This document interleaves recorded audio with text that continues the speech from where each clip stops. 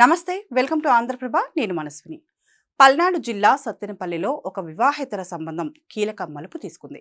భర్తను ఎలాగైనా అడ్డు తొలగించుకోవాలని ఒక భార్య ఆమె ప్రియుడు వేసిన స్కెచ్ కాస్త రివర్స్ అయింది. మద్యం మత్తులో గంట్రగొడ్డలితో వీరంగం సృష్టించిన యువకులను స్థానికులు చాకచక్యంగా పట్టుకుని పోలీసులకు అప్పగించిన ఘటన స్థానికంగా తీవ్ర సంచలనంగా మారింది. సత్తెనపల్లికి చెందిన నాగరాజు పునుగుల బండి నడుపుకుంటూ తన కుటుంబాన్ని ఎంతో బాధ్యతగా పోషిస్తున్నాడు.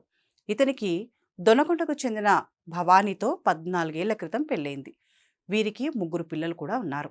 అయితే కొద్ది నెలల క్రితం పునుగుల బండి వద్ద పనిచేసే ఒక వ్యక్తి బంధువైన మహేష్తో భవానీకి పరిచయం ఏర్పడింది. ఆ పరిచయం కాస్త క్రమంగా వివాహేతర సంబంధానికి దారితీసింది. గత 6 నెలలుగా భార్యాభర్తల మధ్య ఇదే విషయమై తీవ్రమైన గొడవలు జరుగుతున్నాయి. 3 నెలల క్రితం మహేష్ బెదిరించడంతో నాగరాజు ఇల్లు వదిలి వెళ్ళిపోయాడు. మళ్ళీ కొద్ది రోజుల క్రితమే ఇంటికి వచ్చిన నాగరాజుతో భవానీ మరోసారి గొడవ పడింది. దీంతో భవానీ తన ప్రియుడు మహేష్కి ఫోన్ చేసి విషయాన్ని చెప్పింది. భవానీ పిలుపుతో మహేష్ తన 3 ఫ్రెండ్స్తో కలిసి 2 బైకులపై పూర్తిగా మద్యం మత్తులో నాగరాజు ఇంటికి చేరుకున్నాడు. బీర్ బాటిళ్లను రోడ్డుపై పగలగొట్టి నిన్ను నీ తల్లిని చంపేస్తామంటూ గొడ్డలితో నాగరాజును ఘోరంగా బెదిరించారు.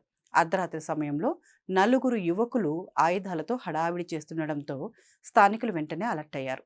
వారిని పట్టుకునేందుకు ప్రయత్నించగా ప్రధాన నిందితుడు మహేష్ మరో వ్యక్తితో కలిసి అక్కడి నుంచి ఎస్కేప్ అయ్యాడు. అయితే మిగిలిన 2 యువకులు స్థానికులకు దొరికిపోయారు.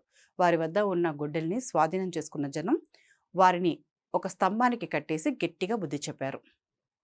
సమాచారం అందుకున్న పోలీసులు వెంటనే ఘటనా స్థలానికి చేరుకుని నిందితులను కస్టడీలోకి తీసుకున్నారు.